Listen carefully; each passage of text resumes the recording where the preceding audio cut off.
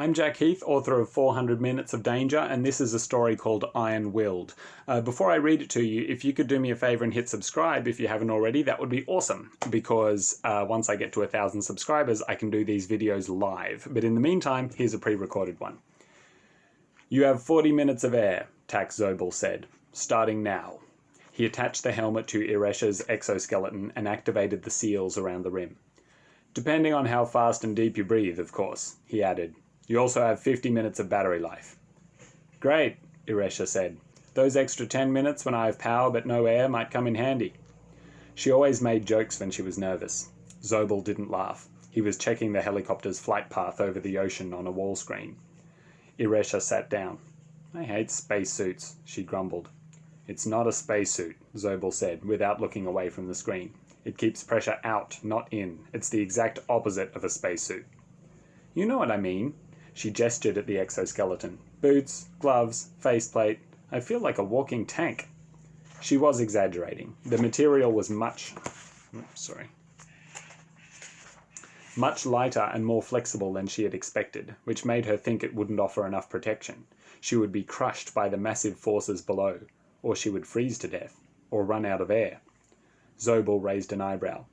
Would you rather go to the bottom of the ocean without the exoskeleton? I'd rather not go at all, Iresha said, and then immediately felt guilty. This was an important mission. People were counting on her. Fortunately, Zobel didn't seem to hear her. This very exoskeleton has been in service since 2040, he said. Dozens of people have worn it with no fatalities. It can take 200 megapascals of pressure and temperatures of up to 1,000 degrees Celsius. Iresha blinked. You think it will be hot down on the seabed? I think you should focus on your mission.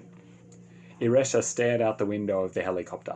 Lightning flashed on the horizon. A small tornado was churning up the water in the distance.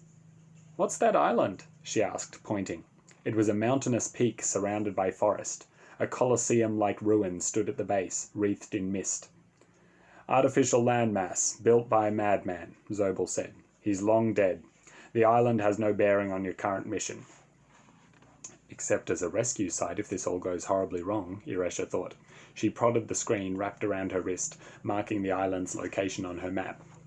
Zobel had a heavy brow and a tattoo on his sinewy upper arm, a faded picture of a church organ.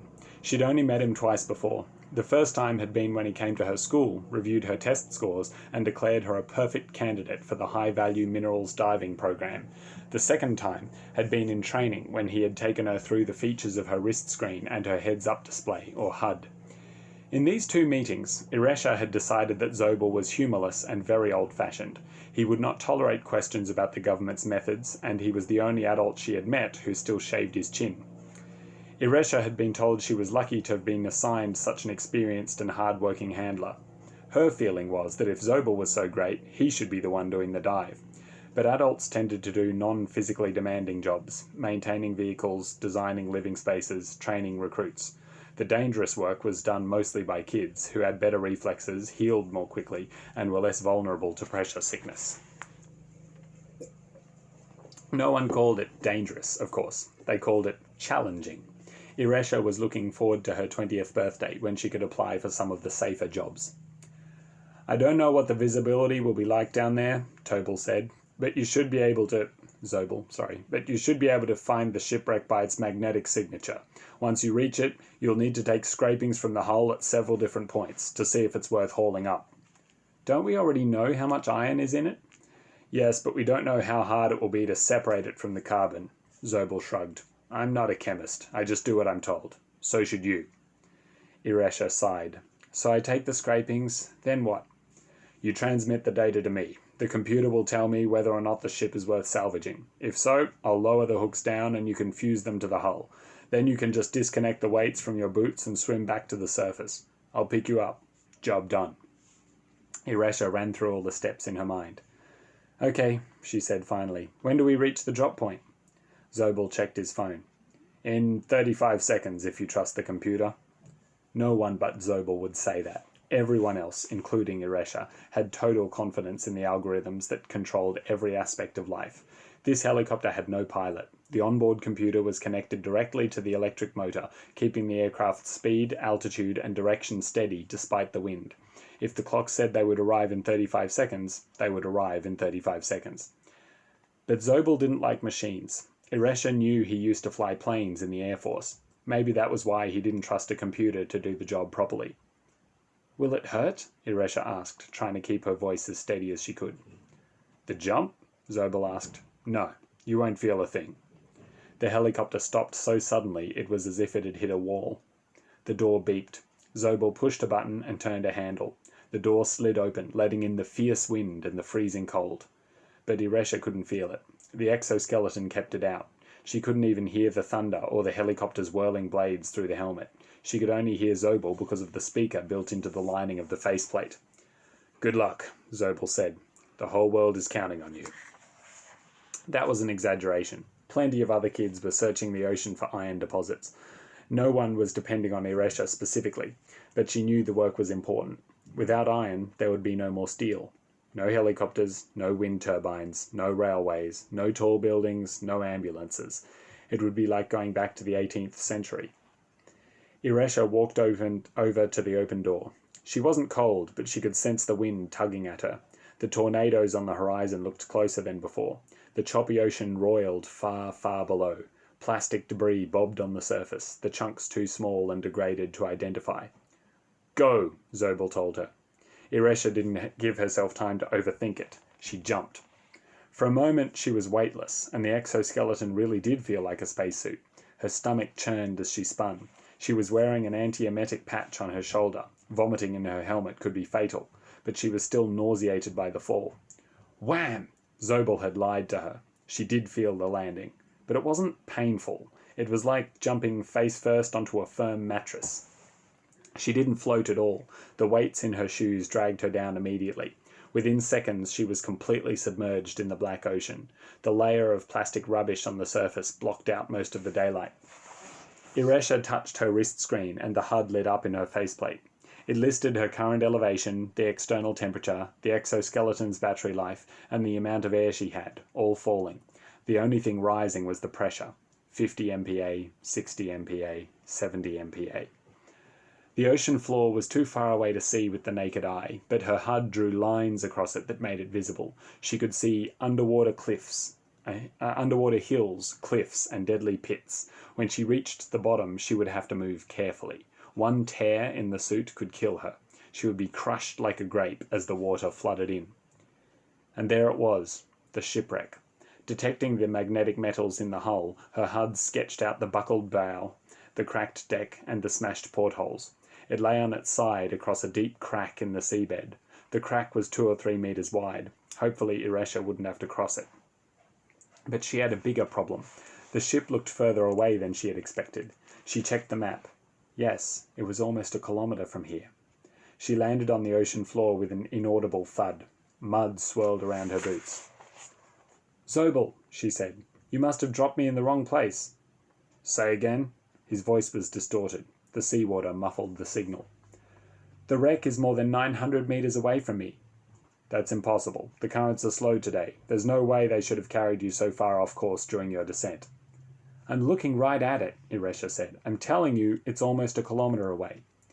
"Well then, you'd better hurry. Only 30 minutes of air left." Iresha had been hoping that he would tell her to abort the mission and head for the surface, but there was no point saying so. Heart rate increasing, she shuffled towards the shipwreck. Bones crunched underfoot. The ocean had once been full of life, but not now. It had absorbed too much carbon from the atmosphere, which had killed the small fish. Without small fish to eat, the large fish had died out. Now the seabed was a graveyard. Iresha paused, listening. She wasn't imagining it. Something was humming. A rumbling sound, so deep that it was almost beyond her range of hearing. It was like standing right next to a wind turbine. She kept walking, checking the readouts on her HUD. All the statistics looked okay. Her instruments were functioning normally. The sound must be coming from outside the suit. But where? She looked around. There was nothing down here. Just her, some old bones, and a wrecked ship. Could a machine inside the ship still be running? Surely not. It had sunk in 2017. Even if some device inside had survived the water damage and the impact against the ocean floor, surely the power source would be completely drained by now. This thought made her glance at the battery life display on her HUD. 35 minutes left. Enough, but not as much as Zobel had said. Soon she reached the wreck. It was huge up close, more like a fallen skyscraper than a sunken ship. She couldn't imagine what it must have been like to be on board when it started to go down. The records said everyone had survived, but she didn't see how that could possibly be true. The crack in the ocean floor beneath the ship was wider than she had guessed from her landing site. 5 meters, perhaps 6, with only darkness in between. She couldn't jump across that. She would have to take all her sample scrapings from this side. She dug the testing kit out of her pouch. It wasn't especially high-tech.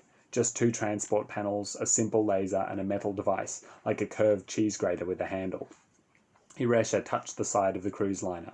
She couldn't feel anything through the glove. The ship was so big it demanded reverence. She could almost sense the soul of it. "Sorry about this," she said. Then she started scraping the grater thing across the hull. Flakes of ancient metal floated away and landed on one of the transparent panels. The magnet underneath held them in place. When she thought she had enough, Iresha placed the other panel on top, squashing the scrapings. Then she fired the laser through the panels. The laser analysed the content of the metal and transmitted it to the helicopter automatically. "First scraping's done," Iresha said. "Did you get it?" "Yes," Zobel said. "Processing now." Iresha waited. The computer wouldn't take long. "Too much carbon," Zobel declared finally, "and the iron's oxidized." Iresha's heart sank. "So the ship is useless?" "Just that part of it. Take another scraping from somewhere else." Iresha walked around to the far side of the desolate ship. From this angle she could see through the window frames to the shadowed corridors inside. It was hard not to imagine people on board, pounding on these windows, screaming as the ship sank. She took some scrapings from a safety rail. The humming became louder. "Can you hear that?" she asked Zobel. "Hear what?" "A vibration. Coming from the ship, I think." "You're mistaken," Zobel said after a pause. "There's no electric field. Nothing's running on board." "Didn't they use petrol engines in those days?" "That's even more impossible. Petrol needs oxygen to burn, and even if any pockets of air had survived inside the ship, there would be no fuel left after all this time. Where's my second scraping?" Iresha fired the laser through the 2 panels. "Sending it up now." "Please," she thought. "Please let there be enough." "Same again," Zobel said. "The composition is wrong. Take some from the other end of the ship." She would have to cross the chasm somehow.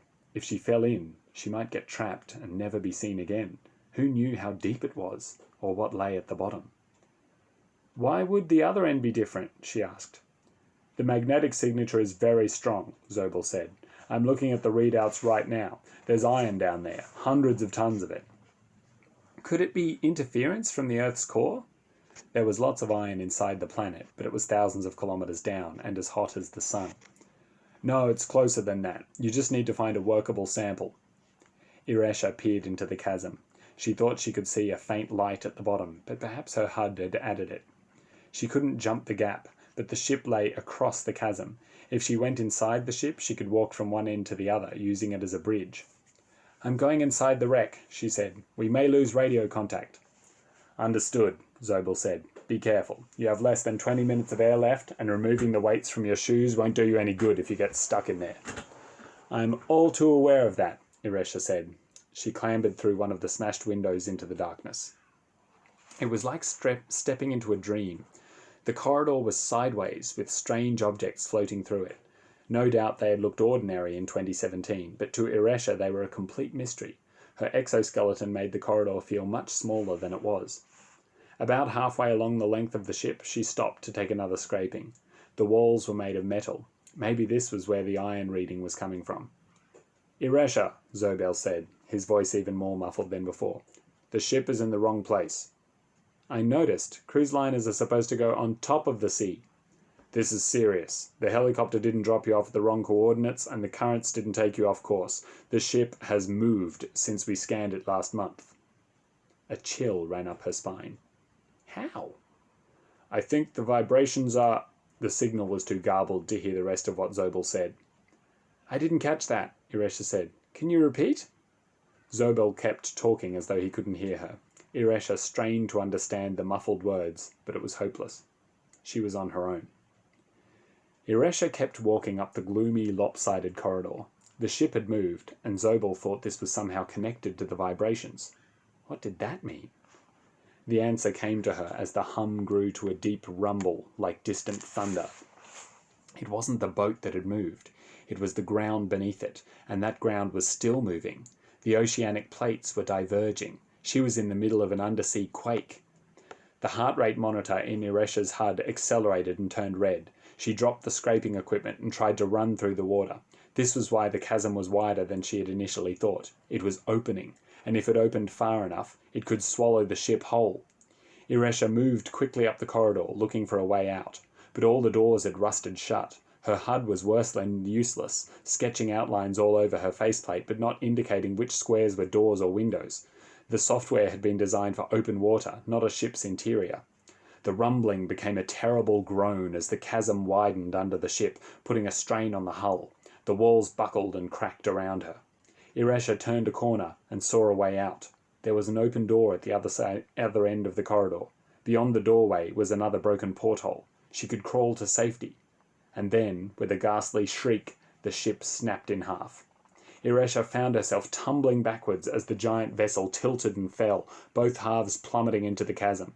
She hit the wall behind her and clung to it dizzily as water blasted past her like a hurricane. The pressure gauge shot up as the elevation statistics dropped. If she was still inside the ship when it hit the bottom of the chasm, she would be squashed like a car in a compactor. Her suit registered 110 MPa of pressure, 120 MPa, 130 MPa. Warning lights flashed all over her HUD. Iresha crawled up the wall, grabbing every handhold she could find. She was moving towards the exit, but too slowly. The ship was sinking faster than she was climbing. She was going to be trapped inside, crushed. Her boots! She scrabbled at the catches, releasing the weights from the soles. Suddenly she was lighter than the water. She didn't need to climb. She could swim up out of the ship.